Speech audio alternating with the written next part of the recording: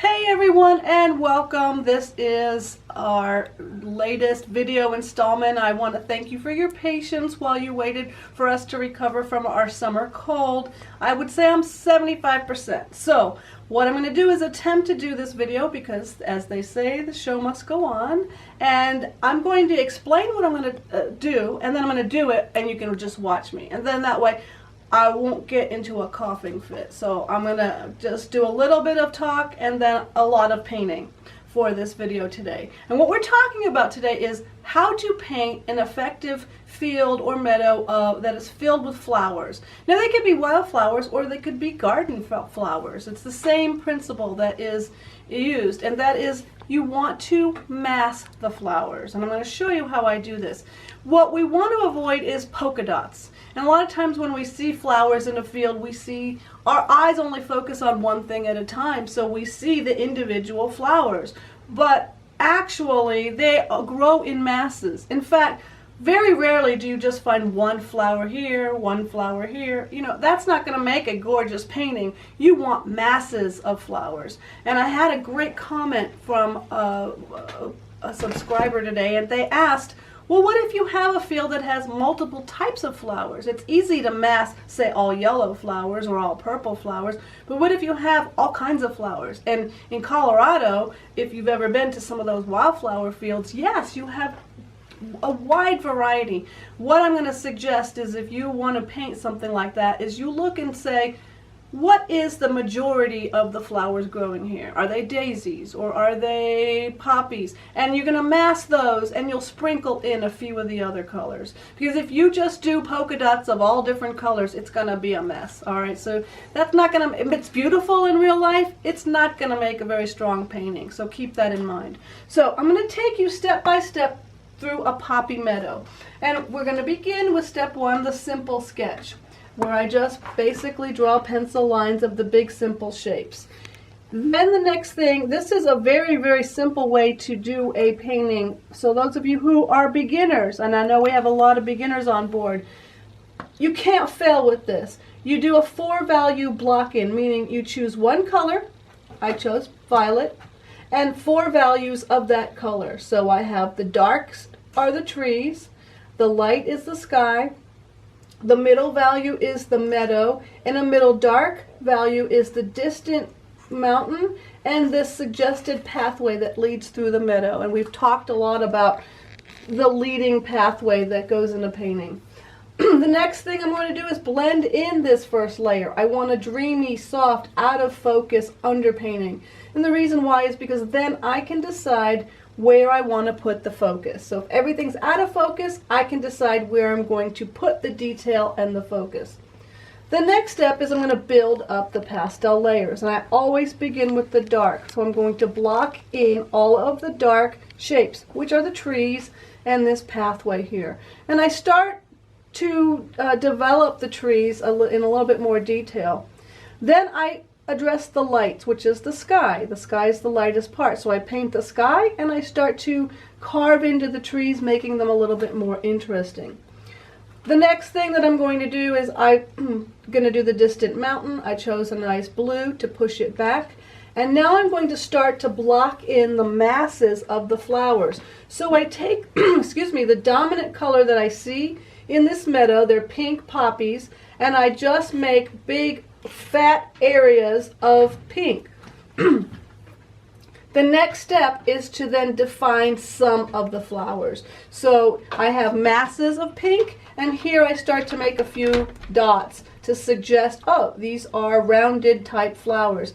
And as they go into the distance, they get smaller and they get a little bit lighter. And then you can see I have this kind of suggested pathway of flowers that go into the distance. That's the other key to successful wildflower or flower meadows, is that you don't have them placed randomly. It's not like we're going to take seeds and throw them and they're going to pop up wherever they land. You want to take charge and direct the viewer's eye through the painting by where you place those flowers. So not random polka dots, you want to design it. Alright, so what I want to do is I'm going to go ahead and put this aside, and I'm going to do the little poppy meadow following those same exact steps, and I have a little reference photo up here, and I'll put it in the notes on this post so you'll be able to see it up close and personal. And I'm going to actually just paint. I might put this to music. We'll see how long it takes, but I'm not going to talk because I already described what I was going to do, and when I'm finished I will give a recap. Alright, so I'm going to go ahead and get right to work. I say I'm not going to talk, but I always end up talking. Oh, the pastels that I'm going to be using is just simply my set of Terry Ludwig floral landscape sets. So, can you see? We changed the camera direction just to see if that works out better. So you can certainly chime in if it works or doesn't work for you. We wanted people to be able to see the actual marks. And we have a suggested pathway. Oh, I'm going to block it in the darks. I'm going to use 4 values of purple. A dark, a middle dark, a middle light, and a light. These happen to be Terry Ludwig. They're softer pastels, but it's actually, it doesn't matter if they're hard or soft. If they're softer, I'm going to use a lighter touch. I said I wasn't going to talk, but so far so good. I'm not coughing. So those are the darks. Now I'll block in the lights, which is the sky. Then the middle dark, which is the mountain. And actually I didn't want that quite so dark, so I'm going to lighten it. That's the suggested pathway. And then the rest is the meadow. I'm going to move those aside. Take my piece of pipe insulation foam. And I'm rubbing it in. This is going to give me that dreamy, soft, out of focus underpainting.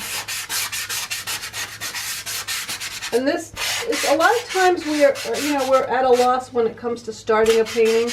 We have so many different ways we can start a painting.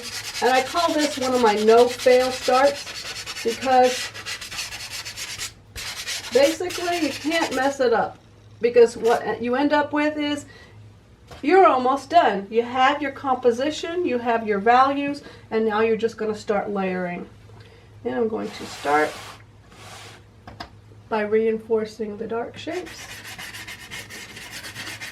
And this demo is really about the massing of the flowers, so I'm not going to spend a whole lot of time on the tree shapes. They're not as important to this painting, or to this demo, really.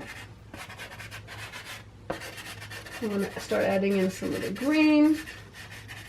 That's a cooler dark green. Now I'm going to add a warmer dark green. And we'll give it a little bit of light just to give it some shape, some volume. We're going to be covering trees in October, I believe. I'm working on plans for the upcoming months. And I know we've addressed trees before, but there's a lot about trees that we didn't address. So those of you who've been with me, you'll find some new things, and those of you who are new, you'll enjoy it, I'm sure. Alright, now I've got to put in the distant mountain. So I'm going to pick a nice blue for the mountain shape and the sky. And in my photo, it's kind of an overcast sky. It actually looks white in the photo because it's a little bit overexposed. So I'm not going to make it a bright sunny sky, so I'm going to use a kind of gray down blue. I'm going to carve in the tree just a little bit. And let's use a little bit of pale pink at the horizon. And one thing that the pale pink at the horizon will also do, it will help relate to the pink flowers in the meadow. Okay, so now we're ready to come and address the actual meadow. And when we look at the photo, we see I could actually count the flowers. I could count the dots. Back in the distance that they are masked a little bit more. But if I'm going to be too literal to this photo, I'm going to end up with a painting that just looks spotty. So I kind of have to override what I see in the photo and remind myself that if I paint it exactly the way I see it in the photo, then I'm going to end up with polka dots. And I want to avoid polka dots, remember. So I'm going to mask the flowers. So they're a little bit lighter and cooler in the distance. So I'm picking this salmony pink color for the distant flowers. As they come forward, they get a little bit brighter and a little bit more intense. And I'm just kind of looking at the photo to give me a clue, but then ultimately I'm rearranging them to make it into a more interesting or stronger composition. Add a little bit brighter pink right in here just for variety. Now another thing about painting a mass or a lot of flowers in a field or a garden is not only the massing part of it, but how you arrange them, right? When you put them in. So I have masses first. I don't paint a single individual flower until the very end. And that to me was always the hardest part in painting, is to think, well, I'm really going to wait to the end before I put in the flowers. I mean, isn't this painting about flowers? Shouldn't I do it now? And one way that you can think about it is that the flowers, the actual flowers themselves, are more like the jewelry. You know, when you're getting dressed, a lot of times you'll put on your jewelry last, or you'll put your shoes on last. They're like the shoes. Or a scarf if you wear scarves. They go on last. If you're not going to put on your shoes before you put on your underwear. So we got to have our underwear. I'm just thinking crazy now, but you got to put on your underwear and then you put on your shoes. So the flowers come on last. They go on last. So now I've got this shape kind of going back through. I think I'm going to increase the brighter pink just a little bit so I don't lose that meandering feeling. Now what I'm doing, you notice I put in a little bit of yellow. And I did that because I'm going to put in green, but I wanted there to be, you know, there's always dried grasses in with grasses. So if I put a little yellow in now, I will be able to kind of allude to the fact that all the grasses are not just green. So now I'm going to put in the grass. Now, this is the interesting part. What I want to do is I want to show depth. So what I'm doing with the grass in the distance is I'm using a duller, cooler green, and I'm using horizontal bands. So I'm using the pastel and I'm on its side and I'm making linear marks but horizontal. This is because we would only see the tops of the grasses if we're looking into the distance. We wouldn't see all the little blades of grass. So if I can use horizontal marks in the distance, it will help lay the grass down. So I'm using the cooler, duller greens for the distance, and as I come forward, I can start to increase the warmth, make them warmer, and then I'm going to have to also change the direction of the way the grass is growing. Now, one thing that I'm trying to do is not cover up the masses, but to sneak some of the grass color in between, because really they're not just solid flowers. There's grasses and foliage in between the masses that we already established.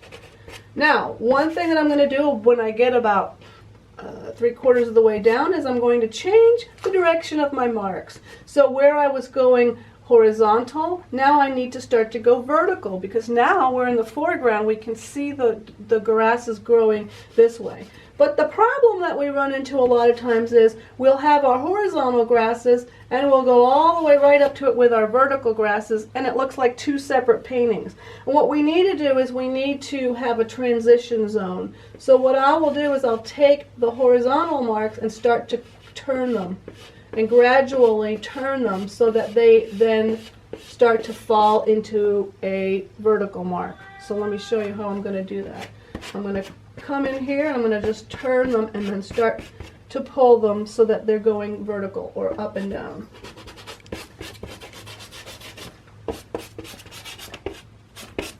And I'm mixing up the greens. I have a variety of greens in this set, and I'm mixing and matching kind of. They were definitely cooler in the distance, but I'm putting some darker greens down in the foreground.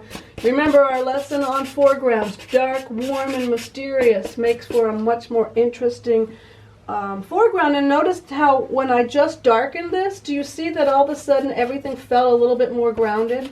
Things were not just floating. Now I can have the flowers come off the paper, but by darkening that green, it made it feel more solid and the trees weren't floating away. So let's recap where we're at this point. We've created our masses. We've come back in with the greens, horizontal in the distance and more vertical up and down as we come towards the foreground. And we have to make sure we have a transition. We don't want to have two separate marks so that it looks like two separate paintings. Now the fun part, we start to define the flowers. So I always look and say, okay, what kind of flowers do I have? Well, they're poppies, so they're rounded, kind of oval, they're definitely not spiky, so rounded. So I'm going to come in and I'm going to just put in a few rounded shapes with the tip of my pastel. So I'm basically taking that pastel and making a mark. I never draw it and then color it in. They look too contrived that way. Now, when you start to pull away the blooms from the mass, then you start to see what that mass is supposed to be made of. So basically, my hope is that when the viewer looks at this, they see a few flowers and they can then say, oh, all that pink, those are pink flowers.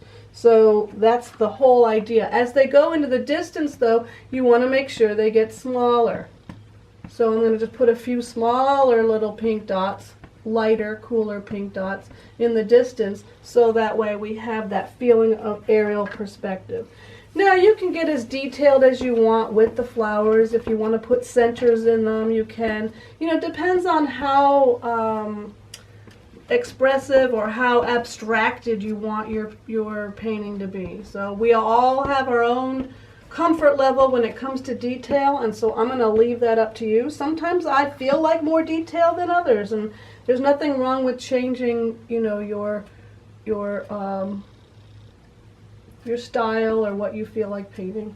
I put a few centers in there. The final step would be to come and add the detail of the grasses. And again, that's only if you want to. I know we've been talking over on the community page that some of you don't really want that high level of detail with all the grassy marks. And I could easily leave this painting the way it is. It's definitely a more abstracted version, but I could also come in with a harder pastel and put in some of those grass marks, some of those linear dancing lines, those broken lines we've been talking about when it comes to painting grasses. So, you know, that's going to be your personal preference, what you're comfortable with, what you like. What I wanted to show you in this video, the main thing, the focus of this video is how do you effectively paint flowers. You don't want to go in and make polka dots. You want to mass them and you want to pull a few blooms out from the mass. And what you want to do is you want to look at the type of flower. If these were lupins, they would be tall and they would be different color, obviously. So look at the flowers you're painting to get a general idea of the shape, and then you just paint a few of them. I like to end this on this with this saying: suggest and let the viewer fill in the rest. So it's not up to you to spell it all out. Otherwise, we'd have a photograph. If you want a painting, you don't have to put in every single detail. So my voice held out, surprisingly. So maybe I'll see. I got to do another video because the paint along is coming. And we're going to, those of you who are silver members, we're going to combine 3 and 4 into one video since we missed last week. But we'll get that to you on schedule this Wednesday. So I hope this has been helpful. If you've got any questions, go ahead and ask, and I'm more than happy to help. So thanks for tuning in.